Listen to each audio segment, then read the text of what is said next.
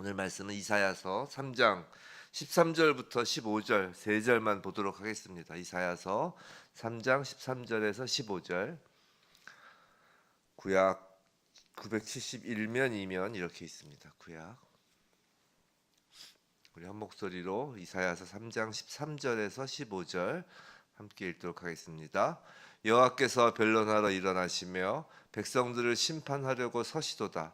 여호와께서 자기 백성의 장로들과 고관들을 심문하러 오시리니 포도원을 삼킨 자는 너희이며 가난한 자에게서 탈취한 물건이 너희의 집에 있도다. 어찌하여 너희가 내 백성을 짓밟으며 가난한 자의 얼굴에 맷돌질하느냐. 주 만군의 여호와 내가 말하였느니라 하시도다. 아멘. 오늘 하나님 편에 섭시다. 하나님 편에 섭시다라는 제목으로 이사야서 3장 13절로부터 15절 말씀을 받을 때 정말 변론하러 일어나시는 그 하나님의 모습을 이 말씀 가운데 보며 우리 마음 가운데 늘 정말 우리의 마음이 늘 하나님 편에 서 있어서 하나님을 대적하는 자가 아니라 하나님 편에 서 있는 우리의 모두의 삶이 되길, 또 우리의 그 인생길 되길 주님의 이름으로 축원합니다. 원래는 내일 본문까지 오늘 다 하려고 했는데 내일 본문에서 좀 말씀드릴 게 좀 있어서 시간 배분이 안 될 것 같아서 오늘 좀 짧게 끊었습니다. 자, 사실 우리는 하나님 하면 어떤 그 생각이 떠오르나요? 어떤 이미지가 떠오르나요? 오래 참으시고 자비가 많으시고 긍휼이 많으시고 용서하시는 하나님이 떠오릅니다. 익숙하죠, 그것이. 또 맞습니다. 그런데 하지만 하나님은 죄에 대하여 그냥 넘어가시는 분이 아니라는 것을 우리는 또한 명심해야 되는 것이에요. 생각해 보세요. 그 죄 때문에 그 에덴에서 그 사랑하는 아담을 내쫓으셔야 할 정도였단 말이에요. 그 죄 때문에 그 사랑하는 그 독생자 예수 그리스도를 십자가에 내어 주셔야 했단 말이죠. 하나님은 그래서 죄를 끔찍히 미워하십니다. 그건 하나님의 백성인 유다에 대하여도 마찬가지죠. 아니면 어쩌면 더 엄격하신 거예요.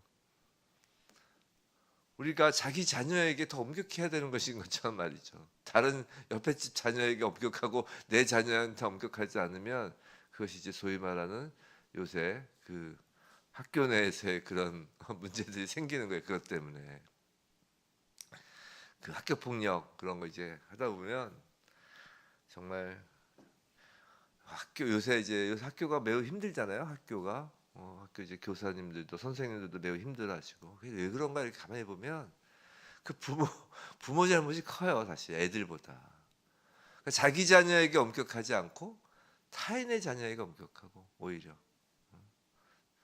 하나님의 백성인 유다에 대하여 하나님이 엄격하신 것입니다. 자, 13절을 보면 자, 여호와께서 변론하러 일어나시며 백성들을 심판하려고 서시도다라고 합니다.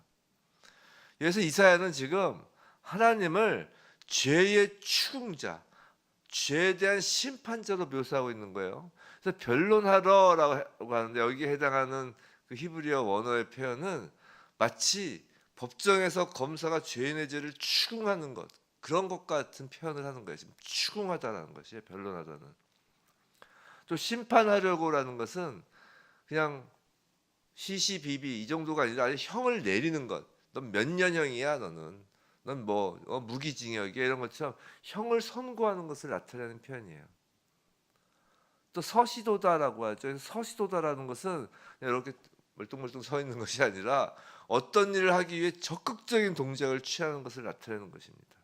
즉 13절에서 여호와께서 변론하러 일어나시며 백성들을 심판하려고 서시도다라는 것은 하나님께서 집요하게 죄인의 죄를 추궁하고 아주 냉정하게 심판을 내리시는 그 재판관으로 지금 묘사하는 거라고요. 그걸 아주 적극적으로 행하신다는 거예요. 누구에게요? 유다 백성에게, 자식의 자녀들에게. 당시 유다 백성들은 자신들이 선민이라는 사실, 하나님은 자신들의 보호자와 구원자가 되신다는 사실에만 마음을 두고 있었다고요. 지금 이사야 시대가 우시야, 요담을 거쳐서 가장 풍요로운 시대 중에 하나였다 그랬잖아요. 유다 백성이 누구예요? 홍해를 건너게 한 그 모세가 있는 그 이스라엘 백성이 아니에요. 그 골리앗을 무너뜨린 다윗의 자손들 아니에요, 유다 백성이. 얼마나 그 프라이드가 강하겠냔 말이에요. 거기다가 현실적인 삶조차 가장 풍요로운 삶을 누리고 있어요. 하나님이 자신들을 보호하고 구원하셨기 때문에 그것에만 집중하고 있는 것이에요. 그들은 하나님을 무조건 죄를 용서하시는 분, 또 죄를 용서하는 그 루트를 만들어 주셨잖아요. 유다인들, 유다 백성에게 그 성지에서 매일 동물 제사 지내게 하셨잖아요. 동물 제사만 드리면 자신들의 죄는 다 없어지는 거예요. 유다 백성 입장에선. 그 무조건 죄를 용서하시는 분이에요. 하나님은 자신들이 무엇을 하든 무작정 자비와 은혜만 베푸시는 분이라고 생각하였단 말이에요. 그래서 온갖 불의를 일삼기까지 했던 것이에요. 그런데 이것은 2700년 전에 그 유다 백성에게만 해당하는 말씀일 수가 없어요. 오히려 더 은혜의 시대라 일컬어지는 오늘을 살아가는 신약 시대의 성도들에게 매우 중대한 경종이 되는 거라고요. 우리 그렇잖아요. 우리는 우리 죄를 용서하시고 구원하신 그 예수 그리스도의 은혜와 사랑을 말하면서 그 주님이 가르치신 그 의로운 삶과는 거리가 먼 생활을 하는 사람을 교회 안에서 볼 수 있다는 것이 아니 종종 본다는 것이죠. 그들은 자신들이 죄를 저지른다고 해도 주님이 용서하실 것이므로 범죄해도 상관없다고 이야기하기까지 한단 말이에요. 아주 무책임한 방임을 주장하는 것이죠. 성도는 율법주의도 문제지만 이러한 무율법주의가 더 중대한 문제를 야기하는 거예요. 사실 이게 거짓 신앙입니다. 성도 여러분, 우리 주님은 우리를 향해서 그 의로운 삶을 살 것을 가르치시고 요구하셨던 분이에요. 예수님 말씀하셨어요. 당신을 향해 주여 주여라고 말만 하는 자가 아니라 하나님 아버지의 뜻대로 의를 행하는 자만이 천국에 들어갈 것이라고 가르치셨다고요. 주님은 거짓 신앙을 가진 자들, 의로운 삶을 멸시하는 자들을 향하여는 도무지 당신께서 그들을 알지 못한다, 즉 심판하실 것을 말씀하셨다고요. 특별히 오늘 보면 14절 15절 여기서는 이제 하나님 백성의 장로들과 고관들을 신문하신다고 해요. 하나님 백성의 장로와 고관들입니다. 그들이 유다로 하여금 백성들로 하여금 하나님의 심판에 이르게 한 장본인들이라는 것이에요.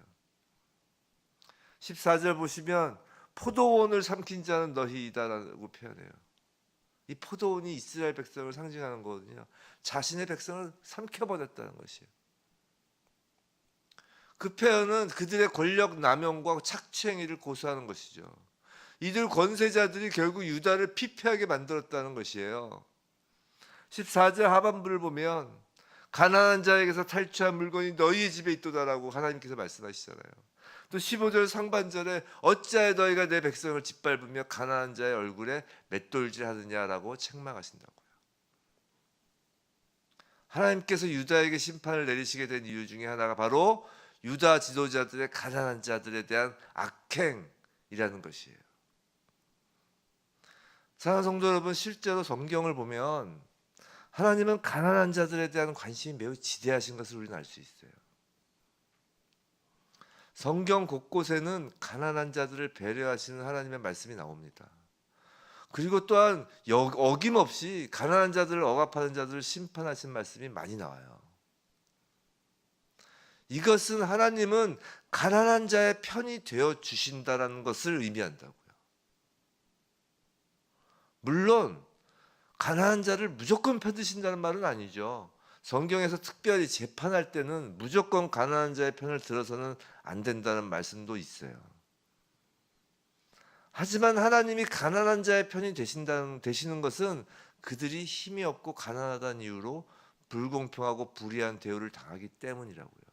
불공평하고 불의한 대우를 당하는 가난한 자에게는 늘 그 뒤편에는 하나님이 계심을 영의 눈을 뜨고 보시기 바랍니다. 이 세상에는 역사적으로 부유한 자가, 권력이 있는 자가 가난하고 힘없는 자를 압제하고 무시하는 일이 비일비재해 왔습니다. 지금도 그래요. 이게 왜 그런지 아세요? 그건 아주 교만 때문이에요. 천박한 교만. 저는 이걸 교만 중에서도 천박한 교만이라고 하는데, 자기보다 약한 자들을 무시하고 그들을 짓밟음으로써 자기를 높이려는 것이에요. 그게 아주 천박한 교만입니다. 또 그 자기보다 약한 자들, 가난한 자들을 이용하고 착취해서 자기 욕심을 채우려는 아주 가증스러운 탐욕이라고요. 탐욕 중에서도 이것도 매우 천박한 탐욕이에요. 이 교만과 탐욕이 극대화가 되었을 때 나타나는 현상이 바로 가난한 자를 멸시하고 억압하는 것이기 때문에 하나님은 절대 그것을 그대로 놔둘 수 없는 것입니다. 하나님은 무자비한 자들, 몰인정한 자들, 강포한 자들을 상대로 가난한 자들을 대신해서 싸우시는 것이에요. 가난한 자들을 상대로, 가난한 자들을 삼키는 자, 가난한 자들을 탈취하는 자, 짓밟는 자는, 가난한 자를 멸시하는 자는 얼굴에 맷돌질 한다는 멸시하는 거거든요. 가난한 자를 멸시하는 자는 하나님을 대적해서 서 있는 것이에요. 지금 유다 백성 안에서의 고관과 장로들에 대한 이야기하는 것이에요. 교회 밖의 얘기가 아니라는 것이에요. 교회 안에서의 이야기라는 것이에요. 사랑하는 성도 여러분, 이런 일화가 있죠. 링컨 대통령이 남북 전쟁 할 당시에 전쟁 초에 계속해서 이제 남부군한테 이제 전쟁에서 패하자 이제 주변 사람들이 그랬다는 것이에요. 하나님이 남부군의 편인가 보다. 또 링컨은 기도하는 사람이었잖아요. 링컨에게 하나님 우리 편이 되게 해달라고 기도해달라고 그러니까 링컨이 말하기 뭐라고 했다고, 유명한 말이죠. 하나님께 우리 편이 되어달라고 기도하지 마시고 우리가 하나님의 편에 서게 해달라고 기도해 주십시오라고 했다고 하잖아요. 성도 여러분, 신앙생활은요, 날마다 우리가 하나님 편에 서 있는 그 과정인 거예요. 가만히 생각해 보세요. 이스라엘 백성의 광야 생활을 한번 생각해 보세요. 하나님은 한 번도 이스라엘 백성을 떠나신 적이 없어요. 불기둥과 구름기둥으로 항상 함께 하셨다고요. 40년 동안 반복되었던 것은 하나님이 계셨다가 떠났다가 계셨다가 떠났다가 아니라 반복되었던 것은 하나님은 항상 계셨는데 누가 하나님 편에 서느냐, 누가 하나님에 대적하는 편에 서느냐, 이것의 문제가 계속 40년 동안 반복된 거라고요. 성도 여러분, 우리의 신앙생활도 마찬가지예요. 하나님은 항상 계십니다. 예수 그리스도가 이 땅에 오신 건 항상 함께 하시기 위해 오셨잖아요. 임마누엘이시잖아요. 예수 그리스도께서 승천하시고 이 땅에 성령을 보내신 건, 교회에 성령을 보내신 건, 우리에게 성령을 보내신 건 항상 하신다는 것이에요. 문제는 우리가 하나님 편에 서 있느냐 아니냐라고요. 주여 주여 한다고 하나님 편에 서 있는 것이 아니라는 것이에요. 고래고래 기도한다고 하나님 편에 서 있는 것이 아니라고요. 하나님이 어디 편에 서 계신지 봐야 되는 것이죠. 하나님은 가난하고 핍박받는 자 편에 서 계시다고요. 나보다 가난하고 나보다 어려운 형편에 빠진 사람들 편에 서는 것이 그래서 하나님 편에 서는 거라고요. 세상은 세상의 권력자, 재력가에게 줄을 대고 서는데 절대 하나님의 자녀들은 그렇게 살지 못한다고요. 왜냐하면 그곳에 하나님이 계시지 않기 때문이에요. 그런데 가난한 자냐 부자냐의 그 기준은 언제나 상대적이죠. 무슨 말이냐면 지금 내가 가난하다고 여겨진다고 할지라도 언제나 나보다 더 가난한 자가 있다는 것이에요. 그러잖아요. 그 서울역 지하에 가도 그 뭐죠? 종이판 두 개를 갖고 있는 사람이 있고 하나를 갖고 있는 사람이 있고 그 가운데서도 가난한 자와 부자가 있다는 것이에요. 나의 교만이 누군가로 인하여 부추겨진다고 생각하시면 난 부자인 거예요. 내가 누구를 보고 내가 착취하고 저 사람을 내가 탐욕하고 이용할 수 있겠다는 생각이 있다면 난 부자인 거예요. 그리고 하나님 반대편에 서 있는 자인 거예요. 지금 부자 편에 서 있는 거예요. 하나님을 대적하는 자가 되어 있는 것입니다. 하나님을 대적하는 자가 되어 있다는 건 심판의 대상이라는 것이에요. 성도 여러분, 하나님은 가난한 자의 편에 서 계십니다. 그럼 하나님 편에 선 성도는 하나님 편에 서서 무엇을 하는 걸까요? 하나님은 영이시잖아요. 눈에 안 보이신다고요. 하나님의 일하시는 방법은, 이 땅에서 하나님의 일하시는 방법은 루틴이 있어요. 그게 뭐냐면 하나님의 자녀들을 통하여, 하나님의 자녀들의 그 손과 발을 통하여, 하나님의 자녀들의 그 심장을 통하여 하나님을 드러내는 것이 하나님의 일하시는 방법이에요. 즉 하나님의 편에 서 있는 자들이 하나님의 팔과 다리가 되어서 그 가난한 자의 편에 서서 그들을 돕고 섬기는 것이 하나님 편에 서 있는 거라고요. 하나님의 긍휼과 자비, 사랑과 은총, 즉 하나님 안에 거하는 자로서 하나님의 그 긍휼과 자비와 사랑과 은총을 베푸는 자가 축복을 누리는 자예요. 우리가 악을 떠나서 죄를 짓지 않을 수 있는 방법은 우리가 막 노력을 해서 착해지는 것이 아니라 하나님 편에 서는 것입니다. 성도 여러분, 하나님은 자비와 긍휼을 베푸시는 분이기도 하지만 동시에 악을 행하는 자들을 단호하게 심판하시는 공의의 하나님이시기도 하는 것이에요. 유다의 장로와 고관이 누구예요? 우리로 치면 바로 왕 같은 제사장이 바로 저와 여러분 성도라고요. 하나님 눈에 유다의 장로와 고관은 지금 이 시대의 교회라고요. 성도라고요. 그렇기 때문에 성도는 더더욱 하나님의 공의를 잊지 말아야 한다고요. 십자가 위에서 이루신 하나님의 공의를 본 자들이기 때문이라고요. 우리가 예수 그리스도의 십자가 은혜를 받은 자로서 그 십자가를 품은 자라면 당연히 그 십자가 위에서 이루신 하나님의 그 공의, 하나님의 의를 따라 행하고 하나님의 의로우심을 사모하는 것이 당연하다고요. 우리가 신앙생활하면서 제가 이제 성경 보면서 창세기에서 가장 충격적인 장면이 어디였어요? 그 노아의 홍수는 사실 충격적이다보다 이제 너무 다 쓸어버리시니까 그 살아남은 노아에게만 딱 집중이 되잖아요. 근데 소돔성에 이제 하나님 심판하실 때가 사실 전 충격적이었어요. 처음 이제 성경을 읽을 때. 그 이제 아브라함이 이제 하나님하고 계속 딜을 하잖아요. 조금만 더. 의인 10명이 없어서 심판이 이루어졌으면 우리 명심해야 합니다. 그 인구가 100명이었을까요? 10분의 1을 원하셨을까요? 물론 이 10명이라는 건 아시다시피 그 10이라는 게 그 이스라엘 유대인들에게는 어떤 그 공회를, 어떤 그 공동체를 형성할 수 있는 성인 남자 10명이 그게 이제 기본 단위였죠. 즉 의인 10명이 없었다는 건 한 명도 없었다는 거예요. 그러니까 정말 10명이 없었다는 게 아니라 단 한 명도 없었다는 걸 뜻하는 거라고요. 한 명이 없어서 심판이 이루어진 거예요. 한 명이 없어서. 지금도 마찬가지라고요. 하나님은 교회가, 성도가 하나님 편에 서지 않고 반대편에 서 있을 때 그것을 그냥 두지 않으신다고요. 왜냐하면 당신의 자녀이기 때문이에요. 특별히 교회는. 하나님 심판의 이유는, 이 하나님이 세상을 심판하시는 이유는 장로, 고관, 즉 언제나 성도에게서 찾으시는 것을 명심해야 합니다. 전 이전에 이런 이야기가 있어요. 누가 조국에 가는 길을 묻거든. 제가 되게 싫어하는 그 표현인데 걔네들은 그거를 되게 좋아해요. 그쪽 사람들은 누가 조국에 가는 길을 묻거든 고개를 들어 관악을 보게 하라, 이런 이야기가 있어요. 이게 그 서울대 애들의 그 어떤 로고예요. 그 동문 회지 막 그런 거예요. 되게 프라이드가 강하다는 것이죠. 그래서 저는 그렇게 얘기하죠.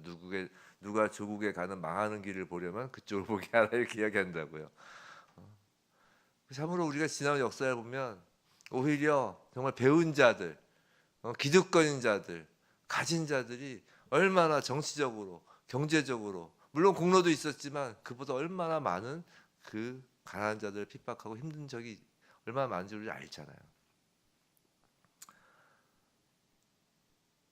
어찌 우리 하나님 나라 백성 성도가 그쪽 관악 정도에 비유하겠습니까? 근데 하나님은 누가 이 땅에 가는 길을 보려거든 교회를 바라보라고 한다고요.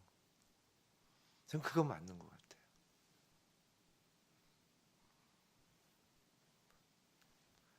남 탓할 것이 없다는 것이에요. 그리고 그 교회도 교회 안에서도 또 그 안에서 가난한 자의 편에 서 있느냐 아니면 그 반대편에 서 있느냐, 그것이 하나님 편에 서 있느냐 하나님을 대적하는 편에 서 있느냐, 그거라고요. 사실 그것이 늘 우리 성도들의 마음속에 무거운 짐입니다. 과연 내가 가난한 편에 지금 서 있는가? 부디 언제나 하나님 편에 서서, 특히 오늘 하루, 특히 이제 겨울이 되고 추워지고 있습니다. 오늘 이제 많이 추워졌죠. 이제 연말이 되고 있어요. 정말 산지교회가, 소자교회가 하나님 편에 서서 이 겨울에 하나님의 사랑과 긍휼과 자비의 그 손과 발이 되어서 정말 교회가 심판의 이유가 되지 않는 교회, 심판의 이유가 되지 않는 그 성도로서 우리 모두 이 연말을 정말 하나님 편에 서서 하나님의 손과 발이 되어 살아가길 주님의 이름으로 축원합니다.